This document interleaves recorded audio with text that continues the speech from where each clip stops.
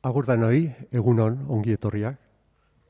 Buenos días a todas y todos a esta primera sesión, a esta primera mesa redonda de esta jornada, de este congreso. En primer lugar, me presento, soy Humberto Astibia, catedrático de Paleontología de la Universidad del País Vasco. Ahora procederé a hacer el resto de las presentaciones. En su conocido libro Biofilia, ¿se me oye bien? Pido disculpas por mi voz un poco de Pato Donald. Estoy un poco acatarrado y espero que se me oiga bien. En su conocido libro Biofilia, el gran biólogo y naturalista norteamericano Edward Wilson afirmaba: cuando se sabe muy poco sobre un tema importante, las preguntas de la gente suelen ser casi siempre de carácter ético. Después, a medida que el conocimiento aumenta, sienten más preocupación por la información y menos por la moral. Al final, cuando la comprensión llega a ser lo bastante plena, las preguntas se tornan éticas de nuevo. El conservacionismo está pasando de la primera fase a la segunda y hay razones para esperar que pronto alcance la tercera. Esto decía Wilson en 1984.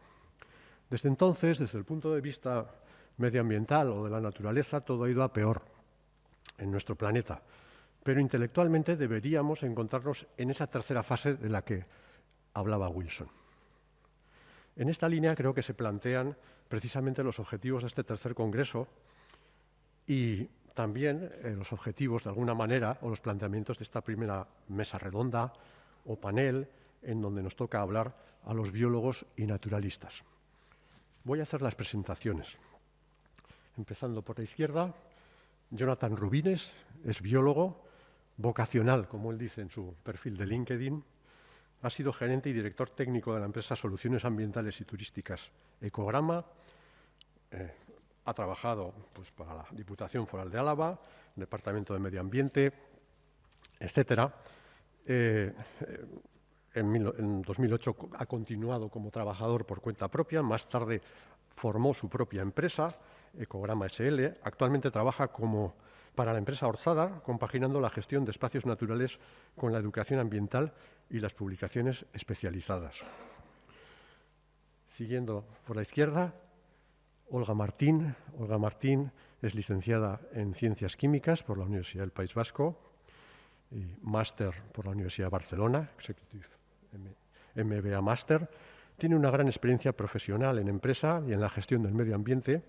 Tras ocupar un puesto como consultora y gerente de medio ambiente en Bureau Veritas y durante 15 años trabajar en la empresa Vidrala, ocupando distintos puestos directivos, hoy en día es directora general de Aclima, el clúster vasco de medio ambiente. Su compromiso con el clúster y su plan estratégico es el de situar al sector medioambiental vasco como palanca de competitividad para el resto de sectores. Finalmente, a mi derecha, el doctor Javier Loidi. Javier Loidi Arregui es catedrático de Botánica de la Universidad del País Vasco, donde ejerce su docencia desde el año 88 del pasado siglo, después de haber ejercido durante 11 años también como profesor e investigador en la Universidad Complutense de Madrid. Su especialidad es la geobotánica, asignatura que viene impartiendo desde entonces en nuestra Facultad de Ciencias de la UPV y a la que dedica también sus esfuerzos de investigación. Ha publicado alrededor de 250 trabajos, tanto en revistas especializadas como en otros medios, trabajos de divulgación, etc. Su ámbito de interés abarca, como él dice, desde lo particular a lo general, partiendo del estudio de la vegetación del País Vasco y zonas limítrofes hasta investigaciones a escala europea, con una especial atención a los bosques, a la vegetación costera y a la vegetación de alta montaña. Bien, pues hechas estas presentaciones, podríamos decir que en esta mesa están representados, por tanto, el ámbito de los profesionales, vamos a decir, freelancers, ¿no?, que trabajáis haciendo informes, trabajando para empresas, para entidades, etcétera, en el día a día, digamos, de los problemas medioambientales y relacionados con la naturaleza. Después, por otro lado, está el ámbito de la empresa, de la coordinación, de la economía, Y finalmente está el ámbito académico e investigador universitario. Así es que, bueno, yo creo que esta mesa está bien.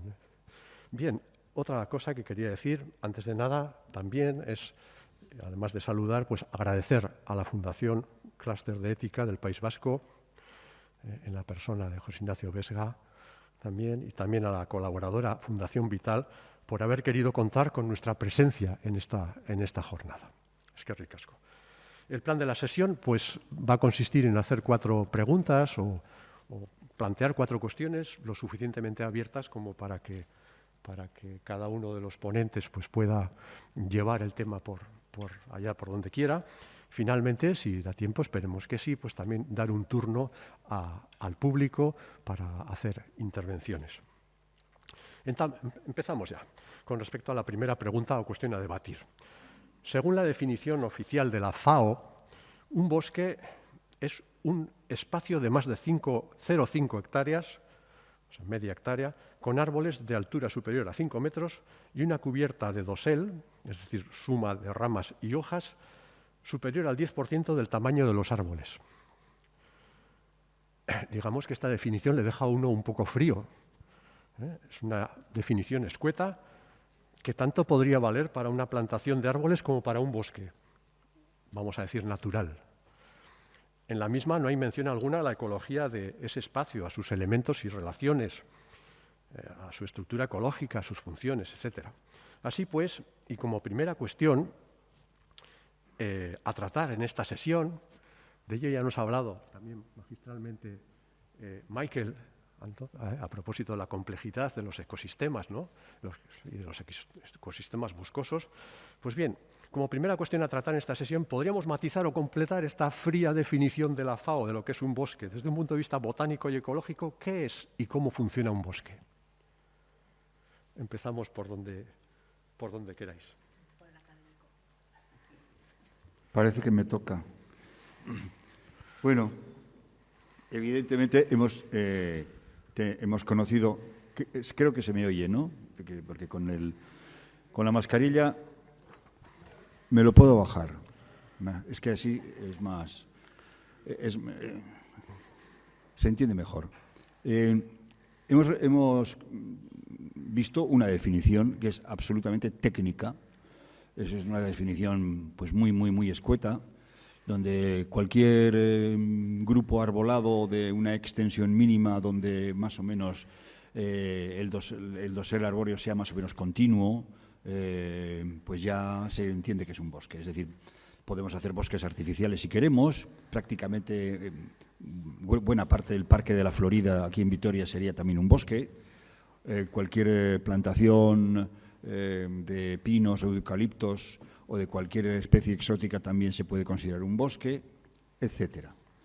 Es una definición pues, insuficiente, en mi opinión, para lo que nos interesa, porque nos interesa la sostenibilidad, nos interesa el medio ambiente, nos interesan las funciones del bosque, etc.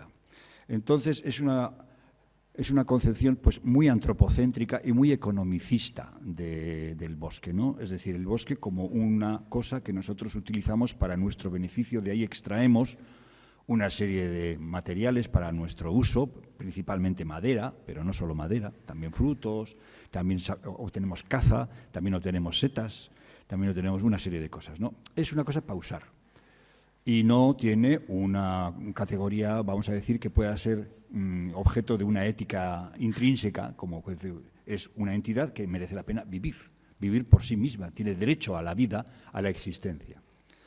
Entonces, lo que estamos tratando desde la mayoría de los biólogos y ecólogos del mundo es de introducir un concepto de bosque como el bosque es un ecosistema.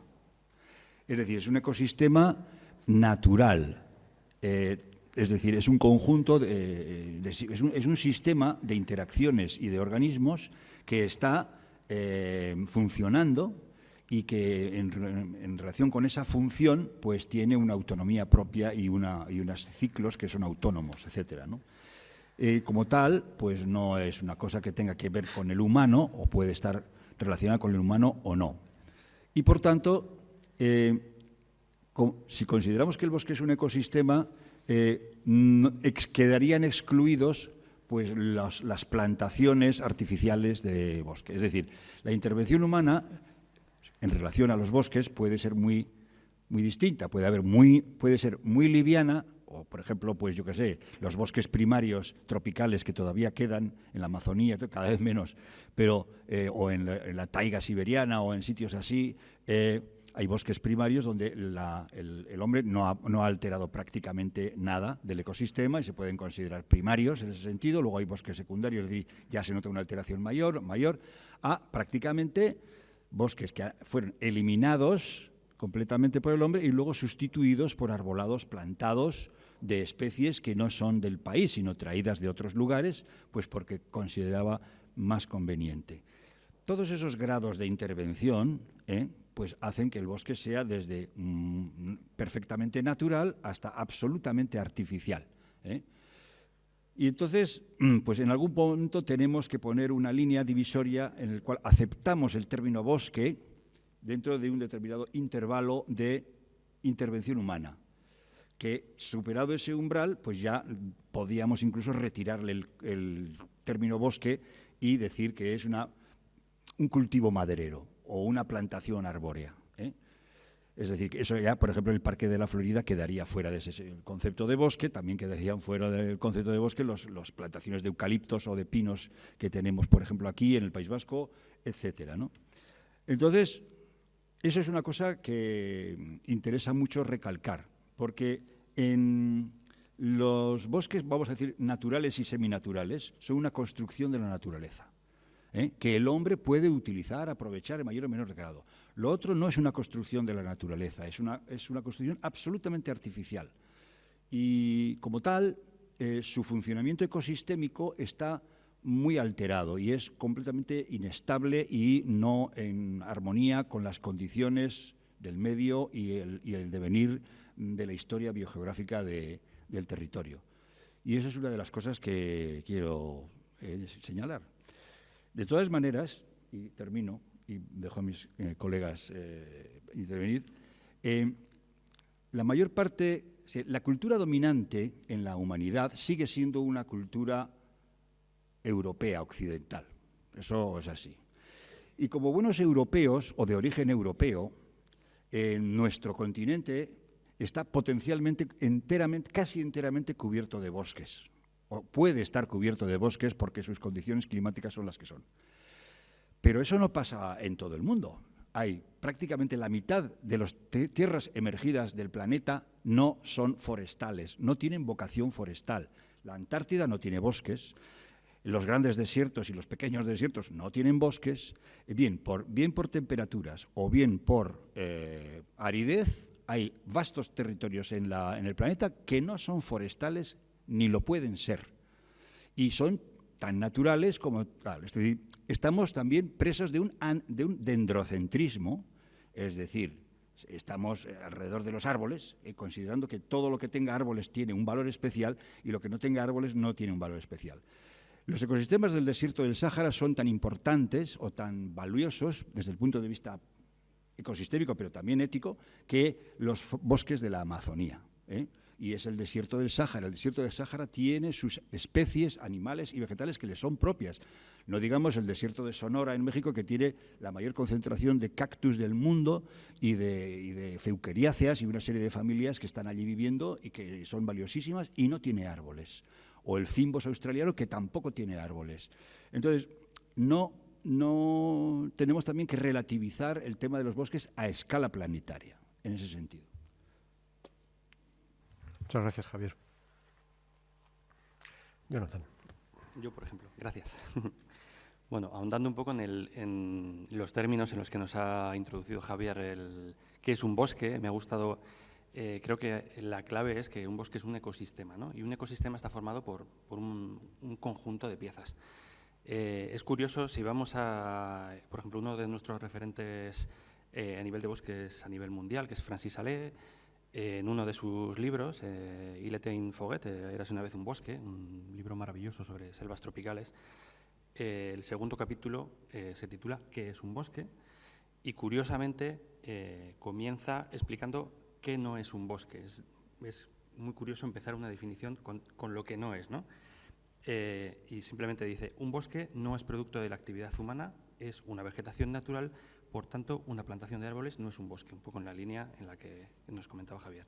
Un poco más adelante dice, ahonda en lo que es en el tema del ecosistema, y dice, un punto esencial es que el bosque no solo es vegetal, también incluye una fauna completa que ha evolucionado con la vegetación natural. Es decir, el bosque no solo está formado por árboles, sino, digamos, los árboles son el continente, pero hay un contenido que es toda la fauna, todos los hongos, todas las bacterias, toda la flora asociada a ese bosque y que forman parte y definen a ese bosque. En este contexto, simplemente quiero hacer un apunte de algo que me gusta mucho porque lo usamos mucho en educación ambiental, y es ya a finales de siglo una investigadora canadiense descubrió cuáles son o qué es lo que ocurre debajo de la parte visual del bosque, ¿no? Nosotros vemos una parte del bosque que es la parte aérea, pero debajo de la tierra ocurren muchas cosas que también forman parte del bosque, y descubrió las relaciones que hay, las relaciones complejísimas que hay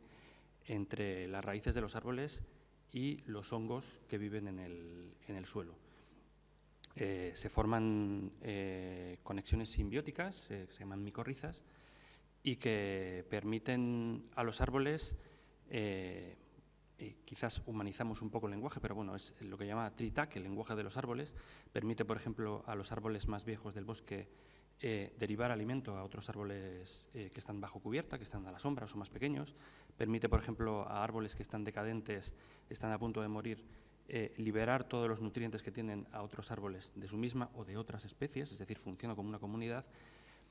Y, por ejemplo, permite, vamos a llamarlo comunicación, si una parte del bosque se ve, por ejemplo, amenazado por una herbivoría o por una plaga, esos árboles pueden emitir señales a otros árboles de su entorno para que aumente sus defensas, ¿no? Todo eso que ocurre fuera de nuestra vista también forma parte del bosque, y si queremos conservar un bosque tenemos que tener en cuenta también que existe una parte que está debajo, que es complejísima, que la conocemos un poquito solo, pero que también hay que conservarla y forma parte de ese concepto de bosque. Muchas gracias, Jonathan. Si quieres comentar algo, Olga. Bueno, yo primero agradecer que me hayáis invitado a estar aquí al Clúster de la Ética y a la Fundación Vital. Y bueno, yo igual tengo la parte más economicista, ¿no?, más industrial de este tema, ¿no? Efectivamente, los bosques primarios son importantísimos y los ecosistemas asociados a ellos tenemos que conservarlos y preservarlos y agrandarlos, si es posible. Pero igual me toca un poco también darle el valor a los cultivos de bosque, ¿no? Porque el valor que tiene, por ejemplo, la madera en comparación con otros materiales, por ejemplo, para la construcción de casas, es importantísimo, ¿no? Si somos capaces de sustituir materiales que están basados en combustibles fósiles por madera en la construcción de casas, pues, por ejemplo, la huella ambiental que van a tener nuestros edificios va a ser muchísimo mejor, ¿no? Y ahí tenemos que ver cómo podemos compaginar esa preservación de los bosques primarios y cómo podemos mejorarlos y agrandarlos con esos cultivos de árboles que nos permitan generar una economía, una bioeconomía mucho más sostenible, ¿no?, con materiales más sostenibles y menos dependientes de los combustibles fósiles, ¿no? Y eso es una de las cosas que igual luego ahondamos. Muchas gracias, Olga. Bueno, yo creo que podemos pasar ya a la segunda cuestión. Sí, cómo no, esto es abierto, ¿eh? Yo es que pensaba que Humberto iba a hacer algún comentario añadido, pero en relación al concepto del bosque, es muy de agradecer los comentarios que se han hecho sobre los distintos componentes del bosque, porque efectivamente, aunque no sean visibles y sobre todo, aunque desde el punto de vista de la biomasa sean mucho más pequeños, porque la cantidad de biomasa que tiene un bosque es sobre todo vegetal. Lo que vemos de un bosque son plantas grandes, pequeñas, medianas, y casi no se ve lo otro, que son pues hongos, bacterias, insectos, ácaros, etcétera, otros organismos. Pero su función es importantísima. No porque tengan poca biomasa no son importantes. Es decir, todo el fenómeno de la descomposición de la materia orgánica. Un bosque es un productor de basura enorme. Todos los organismos que mueren se depositan sobre el suelo y eso hay que descomponerlo. Y es un trabajo tremendo lo de descomponer, y de eso se encargan los famosos descomponedores, que son unos humildes organismos que activamente transforman toda esa materia orgánica en materia mineral y hacen respirar el bosque y la vuelven otra vez al ciclo, todos esos nutrientes, etc. Y eso tiene una importancia enorme. Y además todo eso tiene lugar en la superficie del suelo y en el suelo. Y se genera un componente que generalmente está muy poco apreciado, como dirían en inglés neglected, que es el suelo. Una de las edificaciones más importantes de los bosques en los territorios del mundo que tienen vocación forestal es el suelo. Y además el suelo es esa capa que hay entre la materia mineral, la roca y la atmósfera. Ahí hay una capa de tierra, llamamos tierra, tierra vegetal o tierra, que es científicamente se conoce como suelo, y de eso se encarga una rama de la ciencia que se llama la edafología o pedología, que estudia eso, ¿no? Y entonces eso es, en la mayor parte de nuestros países, una herencia de los bosques que hubo antes de que el hombre eliminara la mayor parte de los bosques, por ejemplo, en Europa. Europa es un continente que el hombre... Luego hablaremos de cuáles son las relaciones del hombre con los bosques, pero han sido eliminados y quedan pues una proporción menor de bosques naturales, bosques verdaderos, quiero decir. Pero los suelos han quedado. Y esos suelos son los que actualmente nos permiten cultivar, comer, es decir, los suelos que se labran actualmente y se utilizan para la agricultura y para la ganadería y tal, son suelos heredados, es una herencia de cuando había bosques, porque fueron edificados cuando los bosques. Son suelos forestales, que se llama. Entonces nosotros ahora los utilizamos. Es decir, estamos viviendo de una herencia que nuestros ancestros ecológicos, los bosques que había aquí, nos dejaron y que naturalmente tenemos que cuidar. El cuidado de los suelos es una de las prioridades de la conservación, estratégicamente. Si destruimos los suelos, será como destruir el patrimonio que nos dejaron nuestros abuelos, porque nos quedaremos sin nada. Vivimos de los suelos y por eso el intentar preservar los suelos, detener su erosión o su degradación, de cualquiera de las maneras, es absolutamente estratégico, es prioritario, en escala corta y en escala mediana. Eso es muy importante. Y luego, pues en cuanto al valor, bueno, hablaremos más tarde. Sí. Si te parece, en realidad ya casi está respondida la segunda cuestión que iba a plantear. Pero bueno, sí, efectivamente lo de los suelos es fundamental, ¿no? Toda la alimentación humana, salvo la pesca, depende de los suelos. Si un país, un territorio pierde su suelo o sella, en fin, desaparece el suelo, no tiene ya dónde plantar ni dónde poner ganado. Pierde absolutamente su capacidad de alimentarse, ¿no? Es tremendo. Y no, me acuerdo que Ramón Margalef, el gran ecólogo, cuando en unos años en los que se hablaba mucho, ¿verdad?, de la contaminación del Mediterráneo, decía, bueno, el Mediterráneo ya aguanta, ¿no? El problema son la erosión de los suelos. Eso sí que es un problema gordo, decía entonces, sí. Bueno, con respecto a la segunda cuestión, en realidad ya casi está respondida, pero bueno, podemos creo que ahondar más, ¿no? En una entrevista reciente, la botánica y profesora de la Universidad de Nueva York, Robin Wall Kimmerer, autora de un libro que recomiendo desde aquí, Una trenza de hierbas sagradas, se llama Saber indígena, conocimiento científico y las enseñanzas de las plantas, decía, compartimos el 65% de nuestros genes con los árboles, 65%. Pero la genética es solo una parte de nuestra relación. Cada vez que respiramos tomamos oxígeno que ha creado un árbol. Es también una relación ecológica, hay un vínculo. Cuando le preguntan a esta misma autora sobre qué le han enseñado las plantas, dice todo, la resiliencia, la capacidad de volver a crecer, ¿no?, en la línea de lo que nos ha contado Michael, a florecer incluso después de haber sido cortadas, la capacidad de revivir, de renovarse, y la generosidad. Ella habla de un amor incondicional, igual ese es un término antropocéntrico, ¿no?, pero realmente los árboles y las plantas nos regalan con alimentos, nos regalan todo, continuamente además, alimentos, medicina, belleza, etc. Kimmerer es tajante, y con eso no quiero poner en cuestión desde luego lo que has dicho, pero es tajante cuando dice que es una locura considerar que un bosque solo tiene valor cuando se tala. El experto en temas ambientales y Premio Nacional de Medio Ambiente, Julen Recondo, en un reciente artículo de prensa decía, refiriéndonos más concretamente a los bosques, hay que resaltar su entramado, que funciona como un sistema, en la línea de lo que se está diciendo aquí, inmunológico de la vida del planeta. El bosque es una gigantesca, eficaz y gratuita medicina que, además de sanar las más graves y generalizadas enfermedades ambientales, lo hace de forma sincrónica e incesante. Recordemos que los árboles fijan los principales contaminantes. Casi nada trabaja mejor para limpiar el mundo y su envoltorio que los árboles. También podríamos hablar de la arbolterapia, los baños forestales, ¿no? Que dentro del Sistema Nacional de Salud de Japón están incluidos.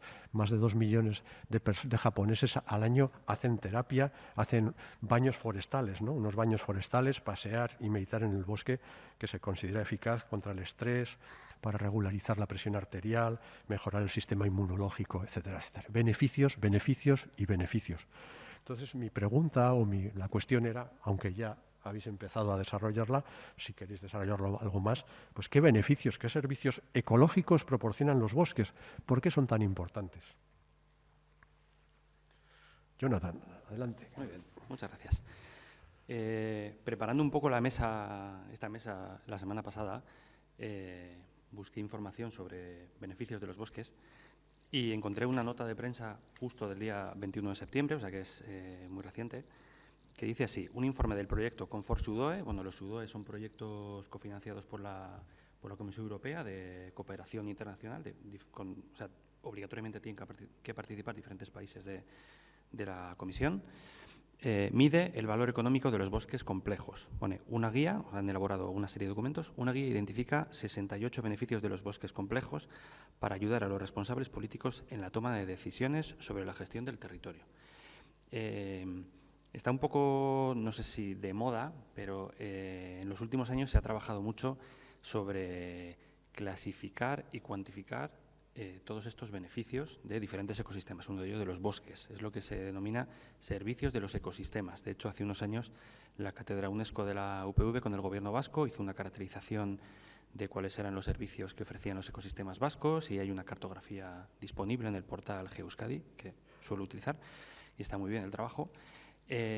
Lo que hace es divide estos servicios o beneficios en 3 tipos. El primero son servicios de aprovisionamiento, en el que están, como nos ha introducido Olga, la madera, los alimentos. Son beneficios cuantificables, tanto materialmente como económicamente. Es fácil cuantificar qué nos aporta económicamente o materialmente un bosque. Luego hay otro tipo de servicios, que son los servicios culturales. Aquí están desde los temas de la salud, que nos comentaba Humberto, la inspiración. Por ejemplo, vamos a un bosque, nos inspira. ¿Eso cómo se cuantifica? Eso es incuantificable, ¿no? ¿Cómo nos hace sentir un bosque? Esto es muy interesante porque sería interesante saber cómo ha cambiado nuestra percepción en cuanto a servicios culturales antes y después de la pandemia, ¿no? Ahora que todos conocemos todos los bosques de nuestros municipios y municipios colindantes y hemos estado buscando ese rinconcito donde escaparnos el fin de semana, pues seguramente ahora le damos mucho valor, ¿no? a tener un espacio natural cerca de casa. Los valores de identidad, ¿no? No solo de bosque, puede llegar hasta el nivel de un árbol, ¿no? O sea, el árbol de Guernica, o sea, eso identitariamente, ¿cómo se cuantifica? Eso es infinito, ¿no? Y por último están los servicios de regulación, que viene un poco al hilo de lo que comentaba Javier, cómo los bosques protegen el suelo, están dentro del ciclo del agua, y un poco también en relación con la temática del Congreso, cómo nos ayudan a mitigar el cambio climático, ¿no? Son captadores de CO2. Y bueno, pues todo esto es lo que un bosque nos puede proporcionar, así dicho de forma, bueno, rápida y sencilla. Un poco ligado con lo que estás comentando, Jonathan, ahora mismo también hay un especial interés por parte de mucha gente, ¿no? de políticos y de instituciones que están gestionando pues nuestras ciudades, nuestro territorio, en la integración de las soluciones basadas en la naturaleza, ¿no? Cómo integramos bosques, cómo integramos plantas, cómo integramos en nuestras ciudades y en el territorio, con el objetivo pues, de todo esto, ¿no? De mejorar la salud, porque un bosque, o sea, árboles en una ciudad te reduce las temperaturas que están asociadas al cambio climático, te mejora la calidad del aire, te evita ruidos, tiene muchísimas connotaciones en este sentido. Puedes mejorar los cauces de tus ríos para evitar crecidas asociadas también al cambio climático por el cambio de las temperaturas. Es decir, todas estas soluciones basadas en la naturaleza, además, también te pueden permitir hacer corredores, o si es necesario hacer corredores verdes para que esa biodiversidad primaria sea capaz de andar por el territorio, y eso es algo que en estos momentos hay bastante interés pero es bastante poco, no sé, yo animo a todos aquellos que estéis en los ámbitos educativos y en los ámbitos de investigación a generar sistemáticas o herramientas que nos puedan permitir monetizar, porque desafortunadamente o afortunadamente, no sé, estamos en un mundo de economía y necesitamos monetizar el favor que hace a la salud, la minimización de las enfermedades, eso cuánto cuesta contra el erario público, la mejora de los impactos o cómo pueden mejorar los impactos que nos pueden hacer el cambio climático mediante la adaptación. Todas estas cosas necesitamos por los números y a esas empresas y a esas instituciones que están tomando decisiones en este aspecto necesitan generar o tener información que les permitan apoyar esto, ¿no? Y ahí yo animo a aquellos que estéis metidos en esta historia en generar ese tipo de herramientas que en la toma de decisiones apoyen, ¿no? Porque estas infraestructuras verdes normalmente son más caras que poner una pared de hormigón, ¿no? Entonces necesitamos tener suficiente información para poder tomar esas decisiones, ¿no?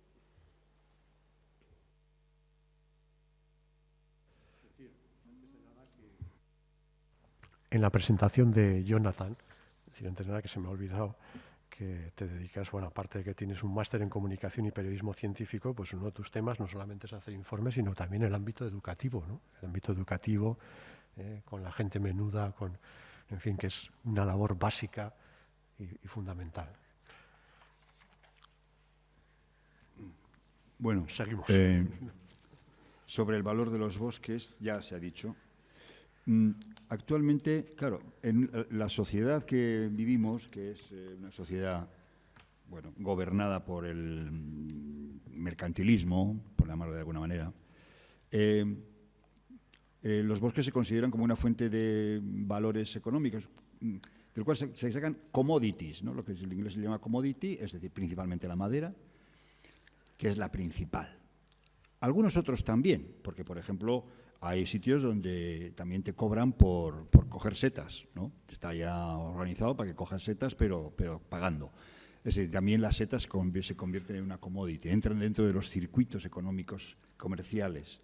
Pero los servicios de un bosque, de cualquier ecosistema natural, pero un bosque de una manera más relevante, son muchísimos más que no están en los circuitos económicos. Son muy importantes.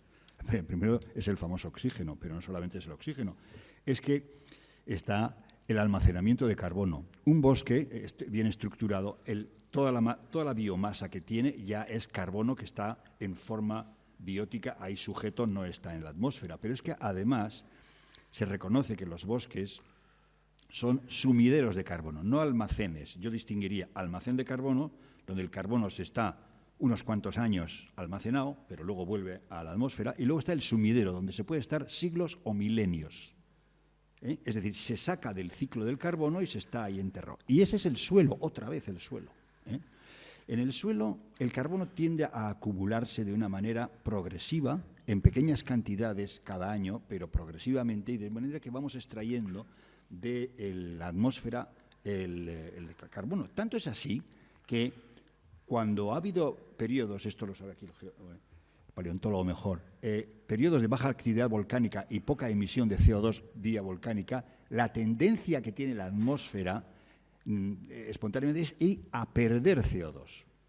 Es decir, el CO2 tiene una tendencia a ir descendiendo en su concentración atmosférica hasta que vuelve otra vez un repunte por algo que pasa. Por ejemplo, vulcanología. Pero cuando no hay tanto volcán, pues entonces en este momento han sido los humanos que han sacado los combustibles fósiles afuera y los han quemado y vuelve otra vez a subir el CO2. La fluctuación de la concentración de CO2 a lo largo del tiempo geológico es una de esas curvas famosas que enseñamos a nuestros alumnos una y otra vez, porque ha variado mucho. Desde luego no es constante, ni nunca lo ha sido. Pero una de las cosas que hacen los bosques es, en este momento que tenemos necesidad de que se reduzca la cantidad de CO2 en la atmósfera, es que tienen tendencia a ir almacenando y a irlo sumiendo en una especie de pozo, que es el suelo, donde ahí se queda, ¿no? Luego también lo de la limpieza de los ecosistemas, es decir, bueno, hay bosques, algunos son campeones en limpiar ecosistemas, por ejemplo, los bosques de los ríos, los bosques riparios, que tendrían que ser prioritarios en su restauración y en su conservación. Un río con su bosque natural tiene una capacidad de limpiar contaminantes formidable, es decir, te ahorras depuradoras, simplemente teniendo el río en buenas condiciones, con su bosque alrededor, depurando y descomponiendo los materiales orgánicos que van cayendo allí. Y luego, pues ya eso tiene que ver con determinadas culturas. La europea no, porque la europea es muy poco arboricida, pero hay culturas en África y en Asia donde los bosques son lugares sagrados, donde residen pues, espíritus, etcétera, ¿no? Y entonces uno va a los santuarios budistas o sintoístas en Japón y están rodeados de un espacio donde está prohibido tocar una sola planta, son absolutamente naturales. Y eso nos ha servido a los científicos para saber cómo podría ser la vegetación natural en el territorio, ¿no? Y eso también pasa en muchos países africanos, donde, por ejemplo, mismo musulmanes, donde los lugares donde están enterrados algunos santones, pues entonces el entorno tampoco se puede tocar y son absolutamente naturales. Es decir, el bosque tiene también un significado sagrado que en algunas culturas es muy potente y tal. También nos explicaba que Michael, que el componente sagrado de los árboles, ¿no? Nada más. Bien, muchas gracias. ¿Seguimos? Se nos va echando el tiempo encima, desgraciadamente. Sí, pues pasamos a la tercera cuestión. Ahora hemos tratado de definir qué es un bosque y los beneficios y los servicios que da un ecosistema boscoso. Ahora vamos a hablar un poco de la triste realidad actual. Es un hecho que la economía global ha crecido a costa de destruir la naturaleza. Según Martínez Alier, en un artículo publicado recientemente, la economía industrial no es circular, es entrópica. Existe una gran brecha de circularidad, ya que extraemos del planeta 92 gigatoneladas año de material fresco, de recursos, que se dice. A mí no me gusta mucho hablar de recursos, me gusta más hablar de bienes naturales. 92 gigatoneladas extraemos por año, mientras que reciclamos tan solo 8 gigatoneladas. Esa es la situación actual. Así es que no hay circularidad, hay una brecha enorme de circularidad. El famoso divulgador y naturalista David Attenborough, en su último libro, habla cómo la población humana ya ha alcanzado la cifra de 7.800 millones de seres humanos, cómo la proporción de tierras salvajes se ha reducido ya a un 35%, cómo talamos anualmente 15.000 millones de árboles, cómo las selvas tropicales se han reducido a la mitad. En sendos artículos, David Vieites y Salvador Herrando Pérez indican que los datos vía satélite y las series históricas evidencian la pérdida de 2,3 millones de kilómetros cuadrados, más de 4 veces la superficie del Estado español, de selvas tropicales en la primera década de este siglo.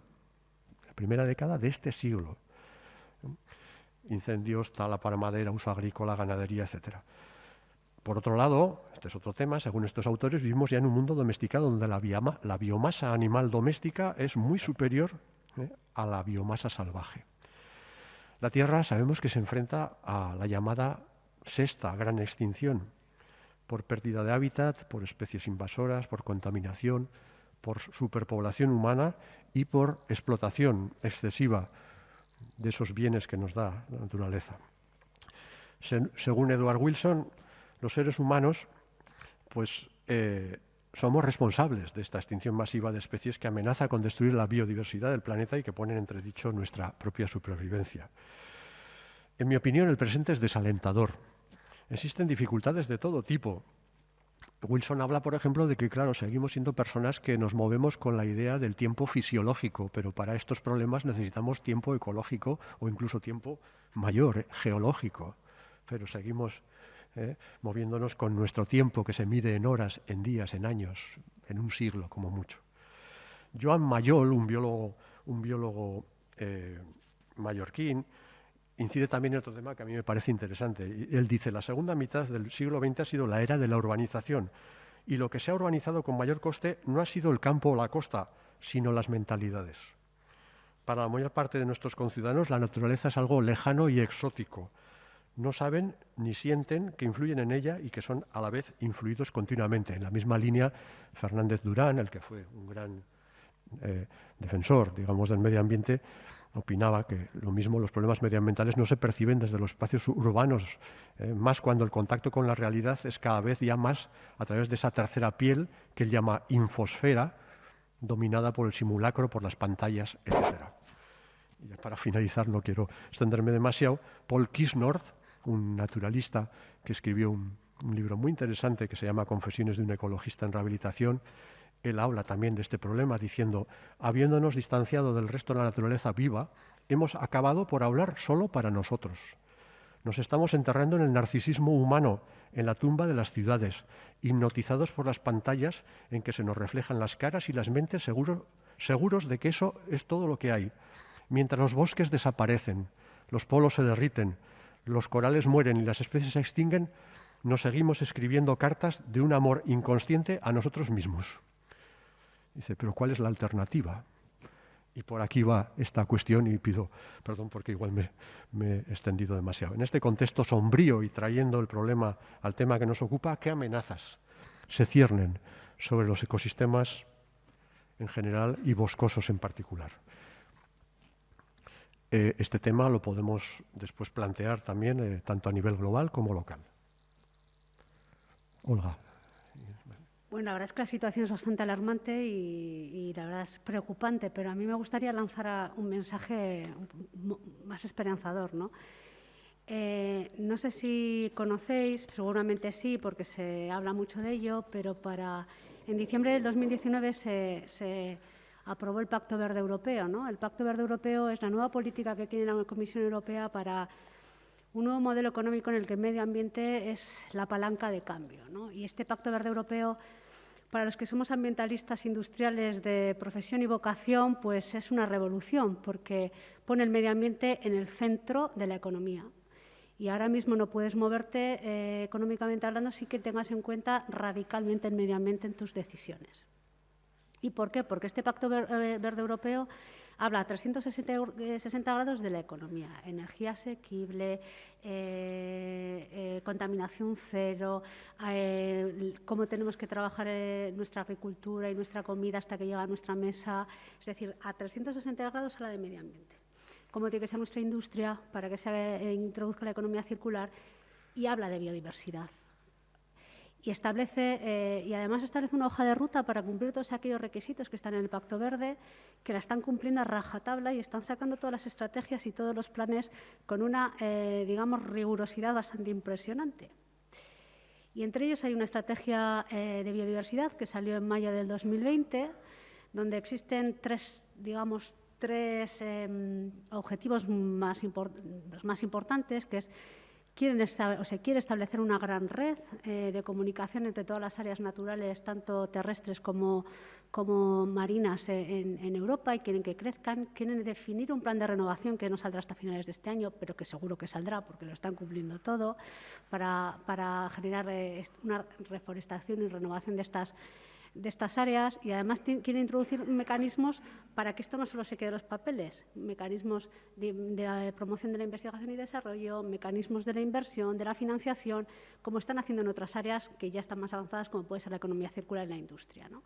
Y eso está en un documento que os animo a leeros y que salió en mayo de 2020, pero además, en julio de este año, ha salido la Estrategia Europea en favor de los bosques a 2030.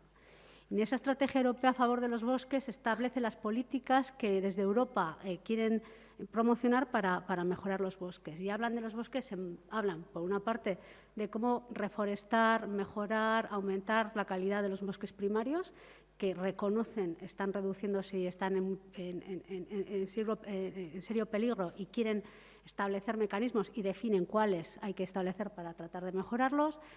También establece cómo hay que gestionar la explotación forestal, cómo tenemos que empezar a pensar en la bioeconomía circular, cómo reaprovechar la madera lo máximo posible, cómo tratar de sacar bioproductos de las podas forestales, etcétera. También incide mucho en esto, cómo tenemos que aprovechar también el desarrollo de las zonas rurales con ecoturismo y poniendo en valor los medios naturales para que las zonas rurales se desarrollen. Esto también hay un plan en este sentido.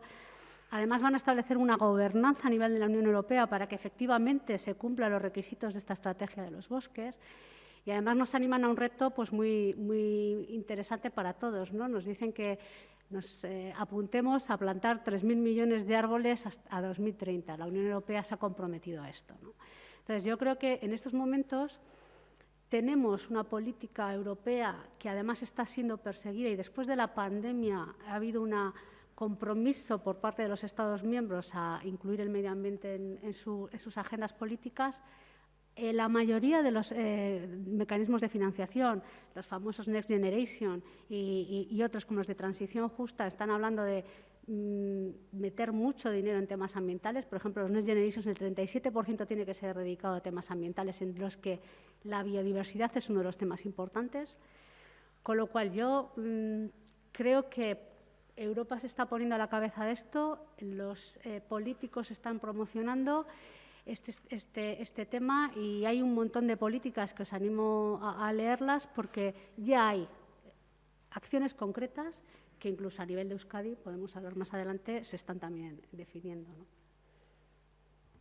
Gracias, Olga. En realidad, esto casi ya era respondiendo a la última de las cuestiones, ¿no? De momento estábamos hablando de qué amenazas, pero sí, pero después ya podemos concretar incluso en las estrategias propias de aquí, en este territorio, etcétera, en lo que es el contexto de la cuarta cuestión. Si queréis comentar algo más sobre las amenazas, para después ya, en último lugar, hablar ya de lo que podemos hacer.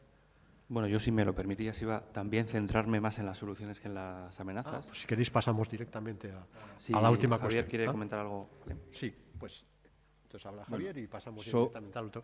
Que realmente andamos de tiempo, ya empezamos a estar un poco sobre las justos. amenazas. Lo siento si nos vamos a pasar de tiempo, cielos.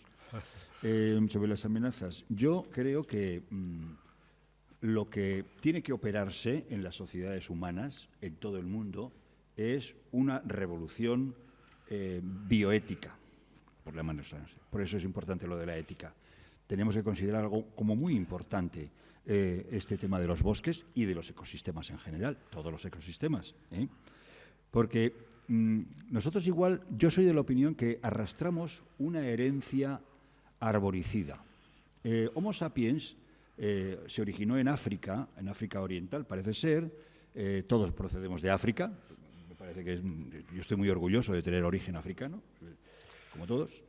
Entonces, en un contexto en el cual los bosques tropicales de lluvia se pasaron a bosques abiertos de sabana. Es decir, el género Homo es un animal, es un simio que se ha caído del árbol y entonces ha tenido que aprender a andar sobre los dos pies, las dos piernas traseras, ha tenido que erguirse, ha tenido que ver a distancia para adaptarse a un ecosistema abierto, sabanoide, donde los árboles no están tan densamente distribuidos. Con lo cual, cuando el hombre ha colonizado otros territorios y ha salido de su área de origen en el África Oriental y se ha encontrado con zonas densamente forestadas, lo que ha hecho ha sido eliminar los bosques o, en fin, abrirlos o tal para favorecer primero la caza y la recolección y luego ya lo que inventó el hombre, pues es la agricultura y la ganadería. Por eso, el paisaje idílico ideal que viene representado en el arte desde la Edad Media para acá, son paisajes de parques abiertos donde hay un suelo verde de hierba y donde pastan animales y donde hay árboles dispersos, pero no el bosque denso. El bosque denso da miedo, el bosque denso produce temor, está lleno de espíritus. Además, Caperucita, el lobo, vive en el bosque, yo qué sé, en el bosque viven seres terribles. O sea que tiene que darse una revolución en el sentido de la mentalidad ancestral que guardamos hacia el bosque, ¿no? Y luego, en cuanto a los peligros, hay uno que se ha apuntado, es el peligro de la urbanización expansiva. Es decir, actualmente que yo llamo casitización, es decir, poner casitas por todos los lados, donde viven una sola familia en cada casita, o segundas residencias, la explosión de las segundas residencias. Y entonces vemos que el paisaje está completamente invadido de pequeñas casas, cada una de las cuales tiene que tener su agua corriente, tiene que tener su fibra óptica, hay que llevar la electricidad, etcétera, etcétera, servicios médicos, carreteras, una red de carreteras gigantesca que hay para llegar a cada una de estas casitas dispersas por el territorio. Eso artificializa el territorio de una manera enorme y ocupa grandes extensiones. Por ejemplo, en países como Holanda prácticamente no queda nada que no sea artificial. En otros países, gracias a su montañosidad, se defienden, pero, por ejemplo, aún y todo falta, ¿no? Entonces, la casitización o urbanización expansiva de media baja densidad es uno de los grandes peligros que también tenemos que refrenar. Tenemos que volver al urbanismo compacto, de tipo mediterráneo. Ciudades compactas. Bueno, Benidorm es una maravilla, yo se lo presento a mis alumnos. Ahí se meten 5 o 6 millones de turistas en un espacio muy pequeño. Lo peor es cuando están repartidos por barrios extendidos por todos los lados, donde ocupan cientos, miles de hectáreas de terreno, y además a cada chale hay que llevar el agua, hay que llevar la electricidad, hay que sacar la basura, la fibra óptica y qué sé yo qué. Y sin embargo, pues en grandes... Pero claro, lo bueno que tenemos es que tenemos un urbanismo tradicional de tipo mediterráneo, compacto, que hemos aprendido a vivir unos encima de otros. Lo de los pisos, eso es una maravilla, el poder vivir unos encima de otros sin excesivos conflictos. Pues eso es una conquista cultural de primer orden.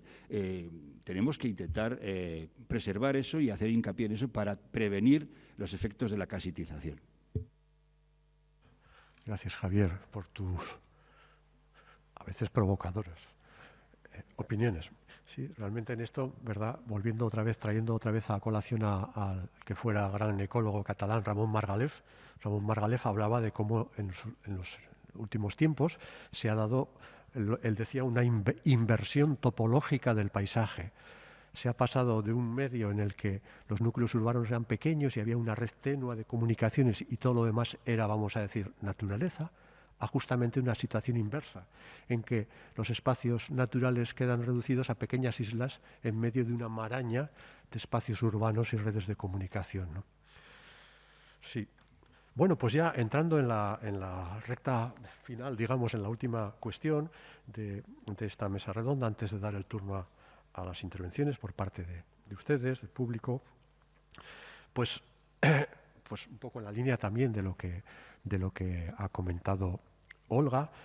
Francis Allais, el botánico francés del cual ha hablado Jonathan, dice que podríamos luchar eficazmente contra el calentamiento global, cuando habla ya de lo que es el calentamiento global, el llamado cambio climático, si cada uno de nosotros plantara cierta cantidad de árboles. Podríamos restablecer la situación, aunque solo fuera en materia de emisiones de carbono. Él dice que para que una persona perteneciente, por ejemplo, a una familia media europea deje de tener huella ecológica, sería necesario que plantase un centenar de árboles. Así es que ya podemos empezar. Bueno, después, por otro lado, y en el contexto del mensaje esperanzador que nos ha dado Olga, también sobre la política, vamos a decir, europea, claro, eso se limita a Europa. Europa es un simple apéndice del gran continente que es Eurasia, ¿no? Por ejemplo. Pero bueno, en el contexto de ese mensaje esperanzador, pues efectivamente están las ideas de Ale, pero también hay sus luces y sombras, porque la estrategia de la biodiversidad para el 2030 de la Unión Europea, que propone plantar 3.000 millones de árboles, pues ha tenido, me refiero a un artículo recientemente aparecido en la revista Science, bastante críticas por parte de la comunidad científica, porque dice que que alcanzar tal objetivo podría amenazar, y leo textualmente del artículo Science, podría amenazar a ecosistemas biodiversos no arbolados, y desperdiciaría la oportunidad de implementar prácticas de manejo ecológicamente racionales para restaurar mosaicos integrados de sistemas agrícolas naturales, seminaturales y sostenibles. Además, dice, dentro de la crítica, que la plantación masiva de árboles también podría cambiar sustancialmente el régimen de incendios, los grandes incendios que amenazan a la biodiversidad y los activos humanos. En fin, hay críticas, ¿no? Y él dice, bueno, pues que este tipo de decisiones políticas pues deben de verse con más cuidado, con formulación de políticas y internacionalizar este mensaje, ¿no? Para poder tomar decisiones adecuadas en el contexto de las crisis ambientales y sanitarias. Bueno, en este contexto, y ahondando ya en lo que Olga y Jonathan no ha querido, pero ya querían tratar o han empezado a tratar, ¿qué podemos hacer, ¿no? Para revertir esta situación, revertir el desarrollo de selvas y ecosistemas boscosos en el planeta a nivel planetario, y después ya en concreto, llevando el tema a casa, ¿qué se puede hacer aquí? ¿Qué se está haciendo aquí? ¿Cómo veis el futuro? Casi nada, como veis. Igual es demasiado amplia, ¿no? esta cuestión. Bueno, gracias. Te decía que antes, en la cuestión anterior, que quería empezar a hablar ya de las soluciones, porque da la sensación de que a veces nos centramos demasiado en los problemas, ¿no? Cuando hablas continuamente de lo mal que lo estamos haciendo, de lo mal que va el planeta, te desanimas, ¿no? Es como poner el telediario y no sé cuántos muertos por COVID, ya llega un momento en el que quitas el telediario. Y con el cambio climático me da la sensación de que está ocurriendo un poco lo mismo, ¿no? Oímos día sí día también las noticias negativas que están apareciendo en la prensa una y otra vez sobre el futuro devastador que nos espera, y quizás está bien que lo digan, por supuesto, pero hay que, no sé, tener una brizna de esperanza o tratar de ver también cuáles son las soluciones para que esto no ocurra, ¿no? Solo ahondamos en lo malo, pero bueno, igual podemos hacer algo para que no pase. Por eso, bueno, pues quería hablar sobre todo de soluciones. Yo veo soluciones a diferente nivel. Hay un nivel global, por supuesto, podemos decir a nivel de país o de países, que es simplemente pues cumplir los tratados que ya existen. Yo creo que herramientas de conservación tenemos muchísimas. Sí, el Acuerdo de París, la Estrategia Europea de Biodiversidad, que por supuesto tendrá sus pegas, pero bueno, ahí está, tiene también sus cosas, sus elementos positivos: llegar al 30% de superficie protegida en Europa, destinar el 10% de la superficie agraria a convertirla a un paisaje más complejo del que tenemos actualmente, etcétera. Está la Estrategia Europea contra el Cambio Climático. Bueno, tenemos herramientas, vamos a ponerlas en práctica, ¿no? A nivel de empresas, pues Olga ha explicado muy bien, ¿no? Pues continuar con esa responsabilidad medioambiental de las empresas. Los ejemplos que ha puesto, el Pacto Verde Europeo, pues es perfecto, ahí creo que vamos en buen camino. Como decías antes, las empresas se lo están creyendo, ¿no? Creo que vamos por ese camino adecuadamente. A nivel de administración más baja, más local, pues que en las contrataciones, por ejemplo, que en la contratación pública se tenga en cuenta que los suministros que compras pues no procedan de fuentes de deforestación, por ejemplo, o sea, tener ese tipo de epígrafes, ¿no? de articulillos en los contratos. Y luego, por último, nos queda la parte individual, ¿no? Que comentabas tú, Humberto, que a veces parece que es como poca cosa, ¿no? Y dice, pues que hagan los gobiernos, ¿no? Que nosotros nos dejen en paz, ¿no? Y sin embargo, creo que es muy importante nuestro compromiso individual. Hay que tener en cuenta que una parte de la deforestación, por ejemplo, de las selvas primarias, se están deforestando para producir productos, alimentos, soja, palma, caucho, carne, porque los estamos consumiendo nosotros. O sea, hay una demanda y hay una deforestación que se está produciendo porque nosotros lo estamos consumiendo 10.000, 12.000 kilómetros más allá de la deforestación, ¿no? En algunos casos los productos son fácilmente trazables, pues por la normativa europea. La carne, por ejemplo, pues ya sabes de dónde viene y puedes elegir qué carne comprar, si compras al carnicero de tu pueblo o te vas a comprar una carne brasileña. Pero hay otros productos que están ahí inmersos y que quizás pues ahí hay que hacer un esfuerzo de transparencia, ¿no? O sea, hasta qué punto las galletas que yo me como en el desayuno proceden de palma procedente de deforestación. No lo sabemos, ¿no? Y quizás pues hay que ahondar en que esas decisiones personales sean también más fáciles para nosotros. Yo quiero creer que se está moviendo, que esto se está moviendo mucho. Yo estoy viendo, no sé, que el asociacionismo está repuntando quizás un poco, ¿no? Y a mí me genera alegría, por ejemplo, que nuestros adolescentes pues estén liderando movimientos como el de Fridays for Future, que bueno, pues la semana que viene, por ejemplo, en Vitoria va a haber un pequeño congreso de cambio climático dirigido a gente joven, ¿no? Y bueno, esos son las acciones que creo que pueden poner el límite, ¿no? Que bueno, que pueden poner la noticia buena junto a la noticia mala.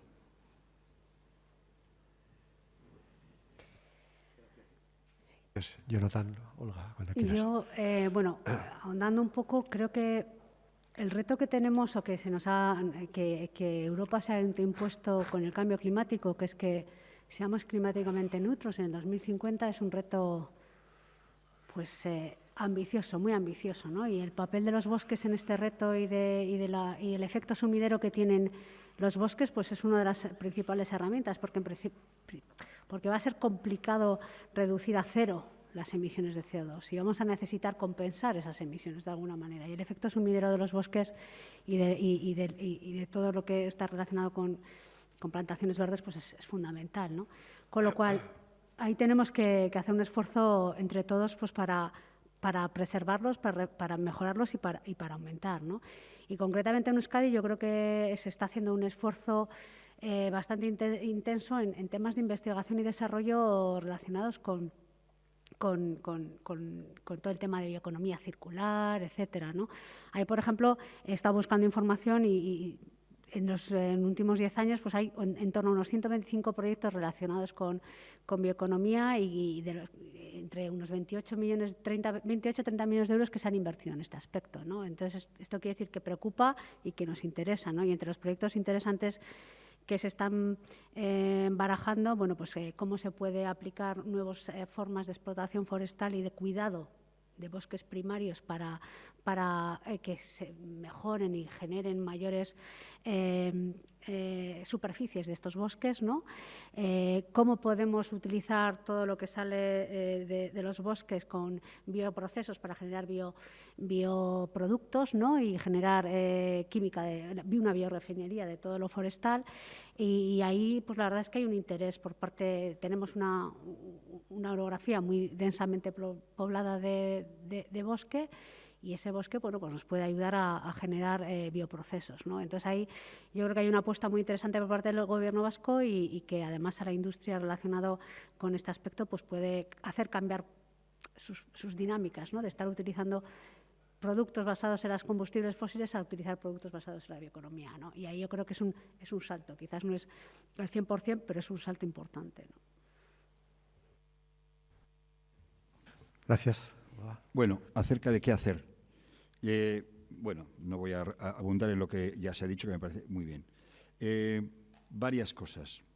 Primero, gestión conservativa o conservar. Lo que queda, conservar. Y lo que queda más o menos dentro de las figuras de conservación o territorios de protección, hacer una gestión conservativa. Por ejemplo, en el País Vasco, la red de espacios naturales protegidos comprende bosques naturales, seminaturales, pero también hay bastantes que tienen plantaciones artificiales. Y claro, ahí están y nadie las toca.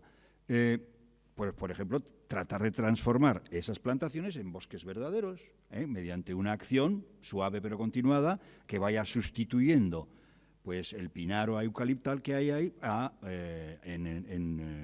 de acuerdo con los propietarios. Todo eso se puede hacer de una manera un poco guante blanco, pero que un espacio natural protegido sea especialmente un espacio natural y que sea objeto de protección.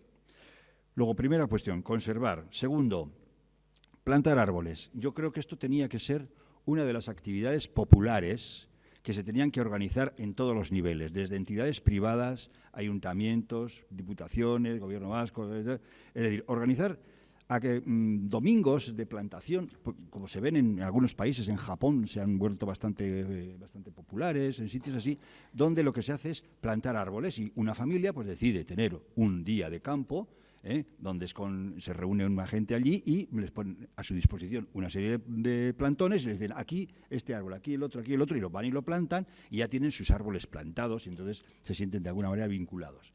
Esto hay que hacerlo con una tutela científica, es decir, no se puede plantar cualquier árbol en cualquier sitio. Tiene que haber primero una serie de decisiones que se toman previamente en la zona a plantar y entonces decir, aquí vamos a plantar tales especies, allí estas otras, de manera que se imite a la naturaleza lo más posible y con especies sacadas, con especímenes sacados de la flora autóctona para que realmente la plantación no sea una plantación, sino se convierta en un verdadero ecosistema natural. Y de esta manera consigamos el objetivo de la naturalidad. Y bueno, esto tiene que estar, como digo, científicamente tutelado. Y luego otra de las cosas que conviene también ir suavemente introduciendo es efectivamente los cambios en nuestra dieta. Nosotros tenemos una dieta muy carnívora y muy ictiófaga, que mantenerla tiene unos altos costes energéticos, por ejemplo, ¿no? Es decir, producir 1 kilo de carne, no me acuerdo cuántos kilos de cereales necesita, etcétera, etcétera. Si nuestra dieta se evolucionara un poco menos carnívora a un poco más vegetariana, no hace falta que nos convertamos en estrictos, pero un poquito más, de manera que siguiéramos las recomendaciones de los dietistas incluso, aparte de beneficiarnos en la salud, pues también beneficiaríamos mucho en los ecosistemas, porque necesitaríamos menos territorio para producir esa cantidad. La carne, por ejemplo, de vacuno requiere un uso de recursos territoriales y vegetales enormes para producir la carne que nos comemos. Claro, somos carnívoros, en fin, bastante entregados, ¿no? Y nos gusta mucho, y está la gastronomía y está todo eso, pero es muy importante. Y con respecto a las plantaciones de árboles, también es importante saber que hay un choque con determinados intereses que no quieren que haya estas plantaciones masivas y populares, porque esto se entiende que corresponde a un determinado sector profesional que de momento tiene el monopolio de las plantaciones. Y eso también hay que introducir el elemento de gestión correspondiente para que, en fin, para que pueda ser armonizable todo esto, ¿no?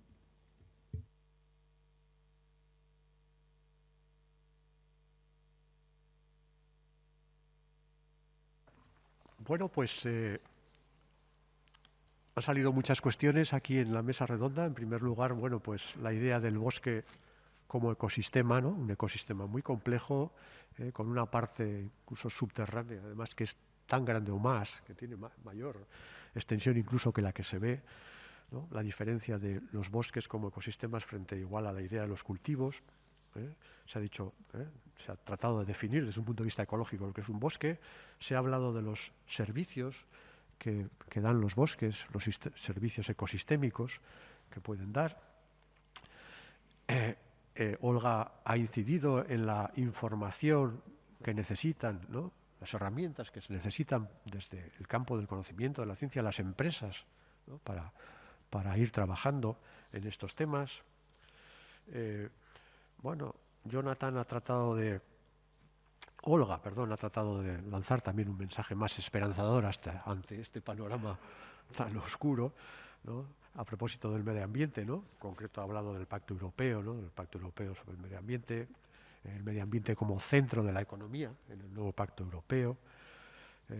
Javier ha incidido en la necesidad de una revolución bioética. Para eso estamos hoy aquí, ¿no? También aportar el granito de arena en esa revolución bioética. Se han hablado muchas cosas de la necesidad de tener noticias buenas, porque la visión negativa, a veces pesimista, al final le desconecta a uno de que hay herramientas en principio suficientes, o debería de haber, ¿no? Desde acuerdos internacionales a políticas ya más concretas y locales para ir solucionando estos problemas medioambientales, de pérdida de biodiversidad y en concreto de pérdida de masas boscosas.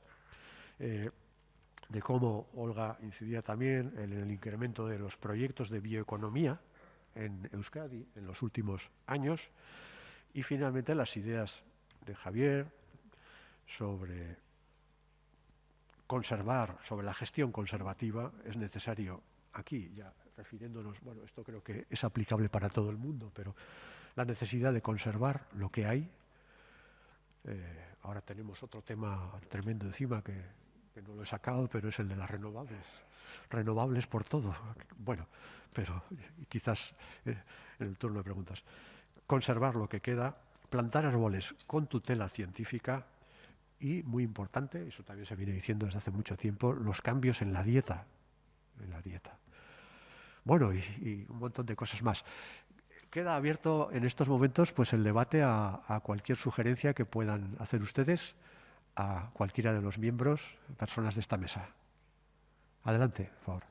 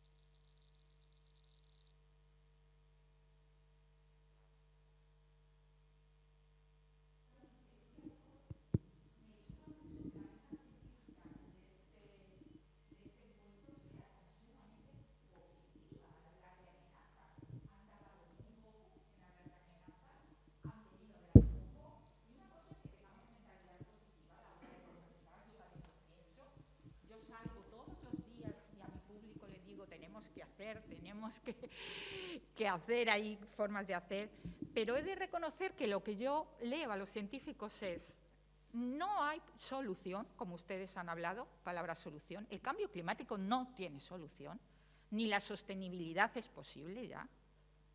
Entonces, quizás debemos de dejar de hablar de soluciones, debemos ser más realistas y debemos de hablar verdaderamente de otro escenario, un escenario de, bueno, remedios paliativos para no llegar a escenarios que pueden ser realmente muy malos. Esta es la impresión que yo tengo. Entonces, restauración, por supuesto, conservación. Las legislaciones europeas no son tan importantes ni creo que se vayan a cumplir. Pasa como con Kioto. Qué bonito Kioto, era absolutamente limitado y ni siquiera España llegó a cumplirlo. El protocolo de París, ¿quién lo está cumpliendo? Y es una minucia respecto a lo que podemos hacer. Yo en este sentido soy mucho más negativa, a pesar de que siempre, y así terminaré mi ponencia, queda en mí el resquicio, como digo, de la esperanza, porque si no, no podríamos vivir. Pero de veras, me ha extrañado muchísimo que no me hablen ni de sobrepoblación, que no me hayan hablado casi de energías, que no me hayan hablado de verdaderamente el problema global, porque Europa, como ha dicho Humberto, que yo creo que eres el que... Humberto y Javier han sido, yo creo que los que más han incidido en los problemas, ¿no? Es que realmente Europa, aunque hiciéramos lo que ustedes dicen que vamos a hacer, que tampoco lo creo y tampoco creo que sea suficiente, no es más que un parchecillo dentro de la cantidad de cosas que hay que hacer interconectadas. ¿Europa qué es dentro del mundo? Está China. No nombremos a personas que todos conocemos que son europeas y llevan sus negocios a China para emitir más. ¿Qué es Europa dentro de un mundo global donde no hay legislación internacional? Luego hablarán los juristas. No tenemos legislación internacional, no tenemos forma de llegar a acuerdos porque estas comisiones de la ONU son forma de juntar a gente y gastar dinero con aviones, poco más. Y perdonen que en este sentido yo haga un poquito de abogado del diablo. Luego mostraré mi cara más positiva cuando hable. Pero de veras me ha extrañado que, estando siempre leyendo a los científicos todos los días y con esta sensación de coangustia, venga aquí a escuchar otra cosa. Como que hay soluciones, que yo no sé, no soy tan optimista, perdónenme. Muchas gracias. Bueno, comprendo perfectamente, pero como el tema eran los bosques, pues nos hemos querido centrar un poco más en los bosques, pero evidentemente el tema es global, ¿eh? Es decir, 7,8 por 10 elevado a 9 humanos, que estamos por ahora, cada uno ya, hombre, algunos humanos consumen poco en algunos continentes, pero ya muchos consumimos mucho. Y además los que consumen poco también quieren consumir mucho. Y no hay ningún motivo moral por qué decirles que no consuman. Si nosotros estamos constantemente viajando, comprándonos ropa, comprándonos zapatos, comprándonos de todo y tal, y comiendo carne traída de países lejanos o tal, ¿no? Claro, eso te lleva a la ecoangustia, ¿no? Y como dice, vi un graffiti, una vez cerca de la universidad, había escrito con tiza un graffiti en un poste que decía: solo los locos y los economistas creen que el desarrollo es infinito. Una de las razones por las que yo creo que la economía no ha llegado al estadio de verdadera ciencia es porque precisamente la economía no trata los límites del crecimiento económico. Es decir, tú tienes un fenómeno que se llama crecimiento económico. Entonces, vale, y eso es infinito, va a suceder siempre, porque el paradigma en el que estamos sentados es que el crecimiento es perpetuo y constante. Las sociedades humanas evolucionan hacia una perfección, hacia conseguir mayores bienes y servicios para sus habitantes, a aumentar el número de habitantes. Hoy día, las sociedades humanas que bajan el número de habitantes parece que es un poco como malo, etcétera, etcétera. Entonces, claro, ¿qué pasa? ¿Que va a haber recursos infinitos? ¿Vamos a poder sacar...?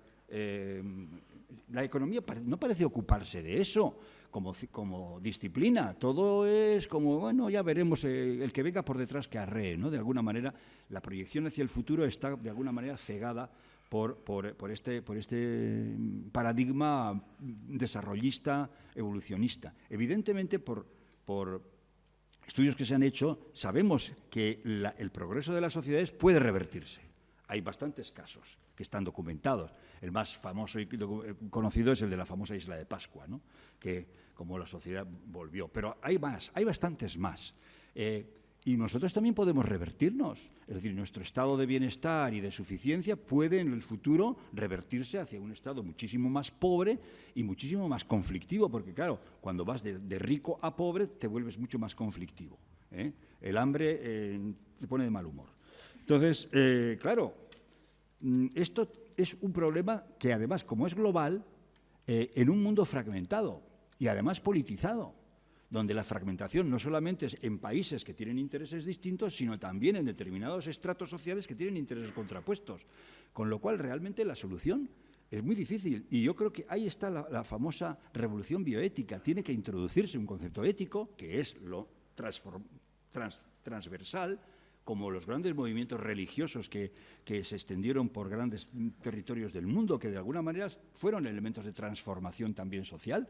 En su época, el Islam, el cristianismo, en fin, el budismo, todos esos grandes sistemas filosóficos religiosos también influyeron sobre la vida de las personas. Pues tiene que producirse algo así para que la humanidad realmente se dé cuenta de que aquí hace falta cambiar de alguna manera las tornas y que el desarrollismo, el consumismo y todo eso tienen que detenerse y tenemos que realmente intentar reducir la población, porque el telón de fondo de todo es el exceso de población, claro que sí, 7,8 por 10 elevado a 9 personas, eso es absolutamente insostenible en sí mismo.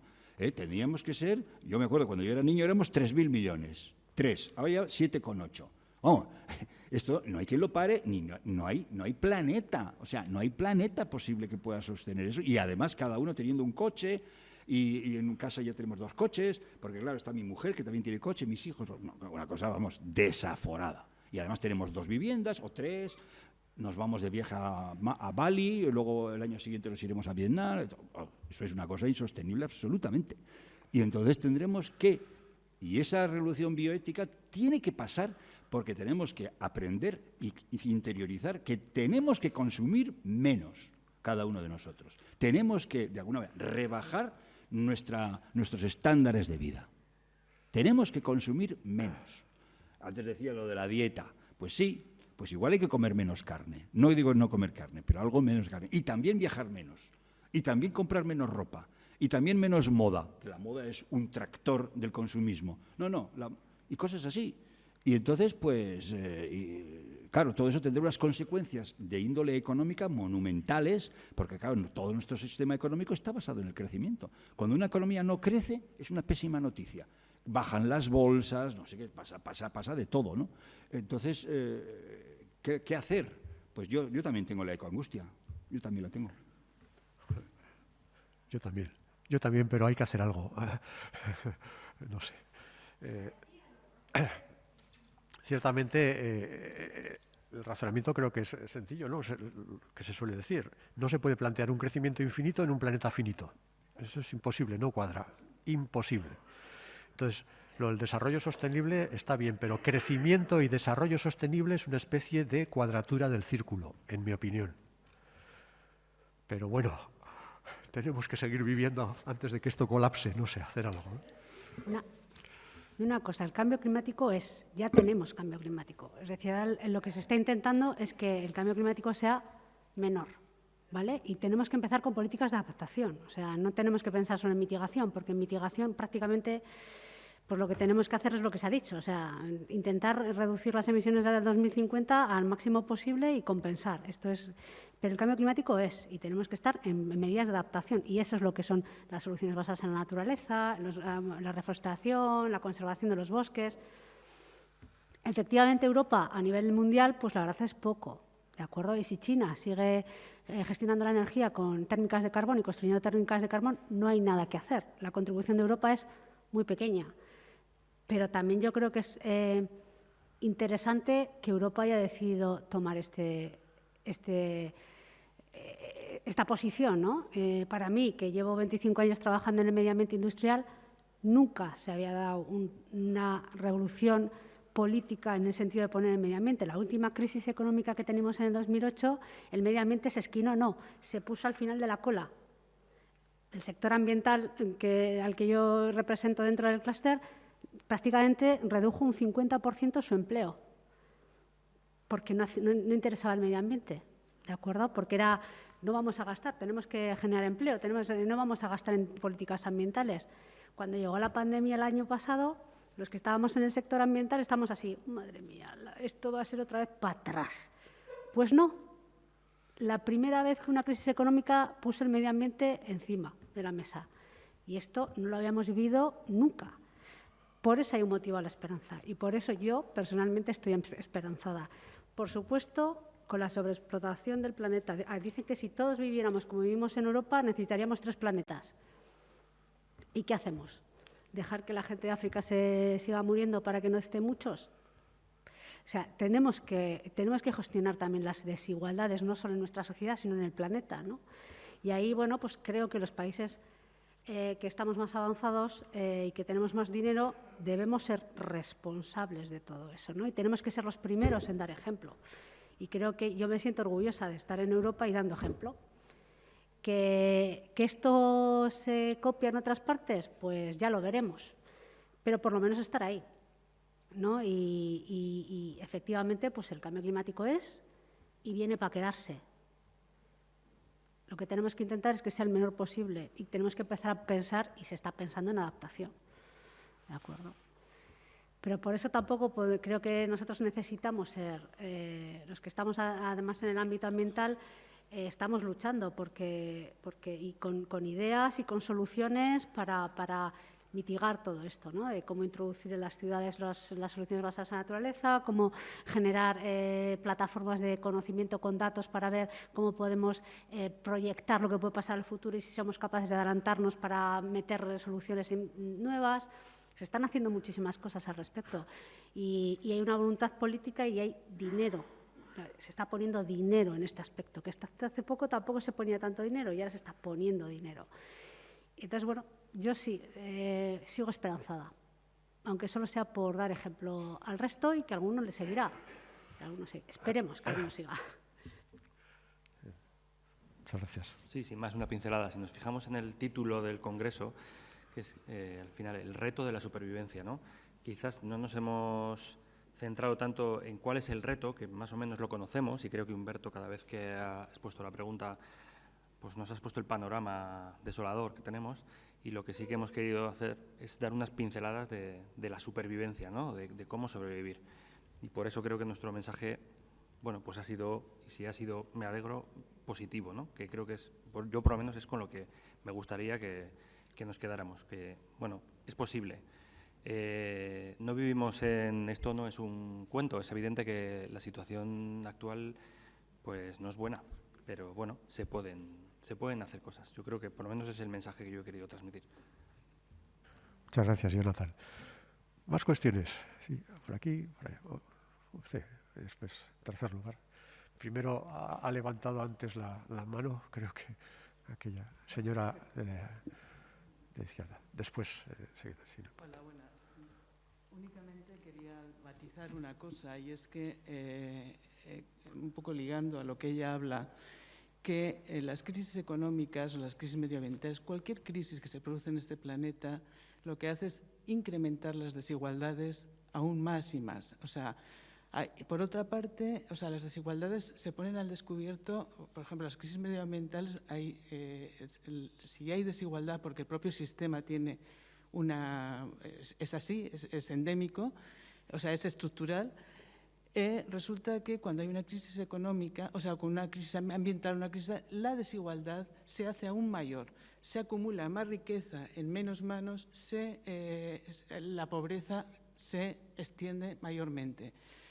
Entonces, cuando hablamos de un cambio de mentalidad, en realidad sería un cambio de mentalidad, ¿no? Habría que pensar justamente en volver a ser ciudadanos y no consumistas. Y la complejidad que tiene el medio ambiente o cualquier crisis a estos momentos es que ya no es una cuestión de Europa. Europa es, o sea, la zona que mejor vive de todo el planeta casi, ¿no? Entonces, Europa es muy pequeño y cada uno, por ejemplo, Japón sí, es verdad que tiene una cultura tal, pero es que resulta que cuando necesitan madera la extraen de Brasil y demás. O sea, todas esas complejidades. Si no hay una mentalidad de que vivimos en un barco y que todos en ese barco tenemos que salvarnos, que nadie se puede perder en el camino, es difícil si no transformamos esto, ¿no? Esta es un poco mi idea de este tema. Muchas gracias.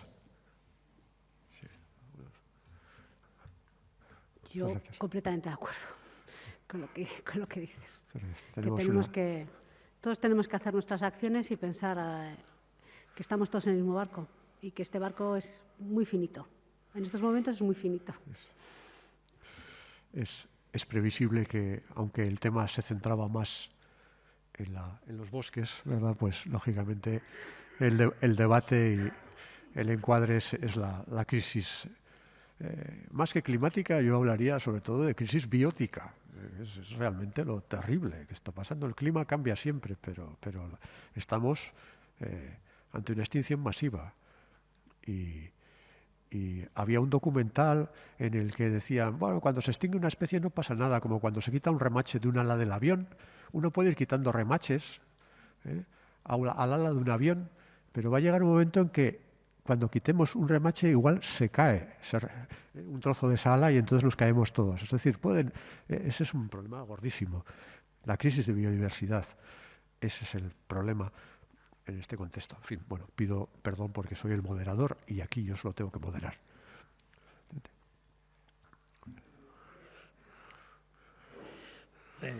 Quisiera hacer algunos comentarios. Agradezco lo que habéis indicado porque es interesante. Yo, como soy José María Aguirre, me dedico a la filosofía y es interesante la perspectiva esta, pero yo insisto como Carmen, yo creo que aquí hay todo un problema de crisis civilizatoria, ¿no? Yo recuerdo que siempre me ha llamado la atención una frase de Walter Benjamin, de la Escuela de Frankfurt, que decía: a veces hemos pensado la revolución como el tren en marcha que avanza rápido, consumiendo. Quizá habría que entender el progreso como el freno de mano que se da al tren. Y yo creo que desde hace tiempo sabemos que hay que parar esta dinámica productivista, extractivista, desigual, capitalista. O sea, esto es inadmisible. Esto es inadmisible. Ignacio Ellacuría, quien asesinaron por defender a los pobres, decía: en este mundo tan desigual no podemos vivir con estas lógicas, porque unos viven y otros malviven. Entonces, el problema es una crisis de civilización, en la cual toda la problemática, digamos, del bosque, toda la problemática de la vida vegetal y animal está unida, ¿no?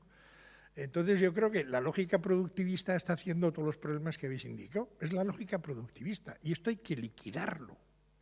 Y esto, o sea, hay que ser austero. Yo creo que hay que ser austero. O sea, hay que plantear otra bioética y otra ética del cuidado para todos. Ahora se habla mucho con la pandemia, que nadie se quede atrás, pero que sea verdad. Porque esto de que nadie se quede atrás se ha dicho toda la vida, ¿eh? Y todos los grandes tipos dicen que trabajan por los demás. Mentira. Mentira. Los grandes poderes financieros, burocráticos, políticos no trabajan por los demás. Trabajan muchas veces para las lógicas minoritarias. Y eso hay que acabar. ¿Y eso quién acaba con eso? Los ciudadanos. Está jodido, pero habrá que hacerlo. Y si no podemos, pues una pena. Pero yo creo que sí hay que tener esperanza, porque si no tenemos esperanza, ni venimos a este cursillo y nos quedamos en casa, pues no sé, a llorar. O sea, hagamos algo para cambiar esto. Hagámoslo rápido. Gracias. Muchas gracias. ¿Alguna cuestión más? Sí, ahí detrás.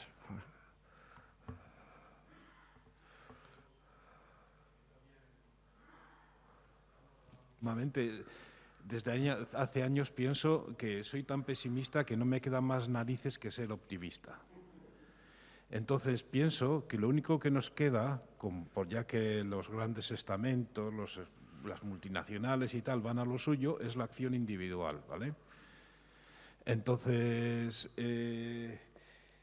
claro, aquí luego nos enfrentamos con los grandes monstruos que hacen que, por ejemplo, cuando salió el fenómeno de Greta hace un par de años, todos los medios de comunicación estaban en contra de ella, o cuando ha salido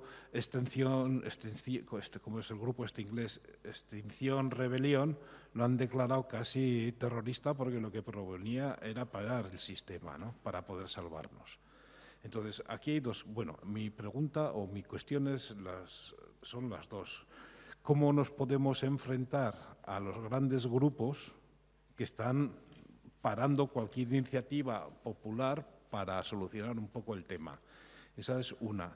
Y luego la otra, bueno, hablan de eso, habla del cambio del movimiento bioético. ¿Cómo se puede aumentar el movimiento bioético? Pues precisamente cuando los medios de comunicación están castrando cualquier tipo de movimiento. Y luego también, en cuanto al positivismo, quería saber si conocen a la empresa Land Life, que es holandesa, que se dedican a plantar bosques, y qué opinan de ese tipo de empresas. Muchas gracias.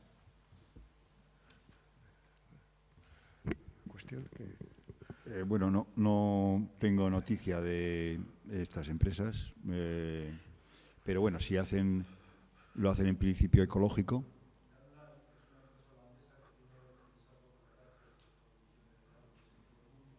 Pero, por ejemplo, en Burgos en el norte de Burgos y Plasencia, están plantando 17.000 árboles. Están creando bosque, plantan especies autóctonas, las plantan con unos cocoons para gestionar el agua y demás, para que logran una gran efectividad. Y a la vez lo que están haciendo es comercializar, darlos de alta como sumideros de CO2 y comercializarlo, ese dinero que producen esos bosques para grandes empresas como puede ser Bosch o puede ser Mercedes o tal. Bueno, parece, por lo que dices, parece que es una cosa un poco combinada. Si plantan los árboles de especies autóctonas y además sacados, los especímenes sacados de la flora local y además en la estación adecuada, es decir, no planten hayas donde toca robles ni robles donde tocan hayas, o sea, con lo cual hace falta una cartografía de potencialidad bastante fina. Si lo hacen así, bueno, pues estará bien. Y luego que hagan con ellos con un uso más o menos comercial para hacerlo sostenible, pues eso habría que estudiarlo en cada caso, ¿no? Yo no tengo mayor opinión sobre eso. Pero yo creo que de todo lo que se ha dicho, ya aprovechando que tengo el uso de la palabra, una de las cosas que no hemos hablado suficiente es sobre el tema energético, que es un tema que en todo esto es crucial, ¿no? Claro, 7,8 billones anglosajones, o sea, miles de millones hispánicos de personas. El apetito energético de nuestra sociedad global es monumental, es enorme y además con tendencia al crecimiento. Y claro, y está basado y está suministrada esa energía en gran parte por fuentes fósiles, lo cual es lo que produce el CO2 y todos sabemos eso. Claro, la transformación energética que se está vendiendo, no sé si políticamente o no sé si se está operando y tal, a base de las famosas renovables, pues lo que no se ha aclarado suficientemente, en mi opinión, es si va a haber suficiente energía de origen renovable como para sustituir a las fuentes fósiles. Eso es una cosa que debería de aclararse suficientemente, porque, claro, eso se basa en que no os preocupéis que vamos a sustituir estas energías fósiles por unas energías renovables y todo va a seguir como antes. Es decir, vamos a seguir manteniendo el modelo de sociedad que tenemos actual. No se preocupen ustedes que vamos a poder seguir consumiendo y viviendo como vivíamos hasta ahora y prosperando, porque va a haber energía suficiente. Lo único que vamos a hacer es cambiar las fuentes. Y eso es lo que subyace en todo el mensaje político y social que se está haciendo. Yo no sé si eso se va a poder hacer realmente, pero claro, generalmente pues lo que tratan es de ganar tiempo y a ver si sale que las energías renovables, en fin, todo esto de los molinos eólicos y todo esto vaya a ir para adelante y efectivamente vayamos a poder ser capaces de no utilizar más petróleo, ni gas, ni carbón. Y, en fin, esa es una de las grandes incógnitas que yo creo que tengo. La tecnología no nos va a salvar, ¿verdad?, si no cambiamos de modelo. Eso es una cosa que ha venido sucediendo en los últimos 200 años. Siempre la tecnología. Algo inventarán. ¿No? Bueno, no nos tenemos que preocupar. Algo inventarán, porque cada problema ha venido a ser resuelto por un avance tecnológico. Pero eso solo ha sucedido en los últimos 200 años. Y tampoco tenemos ninguna garantía que vaya a suceder en los otros 200 venideros. En fin, yo creo que es mucho confiar. Muy bien, muchas gracias, Javier. No sé si hay alguna cuestión más. Bueno, pues dado que el tiempo ya apremia un poco, perdón por mi voz, pues nada, solo nos queda cerrar esta sesión, dar las gracias una vez más al Clúster de Ética del País Vasco y a la Fundación Vital por hacer que hoy hayamos estado aquí. Gracias a los ponentes y las ponentes, gracias Olga, Jonathan y Javier, y gracias a ustedes también por su presencia.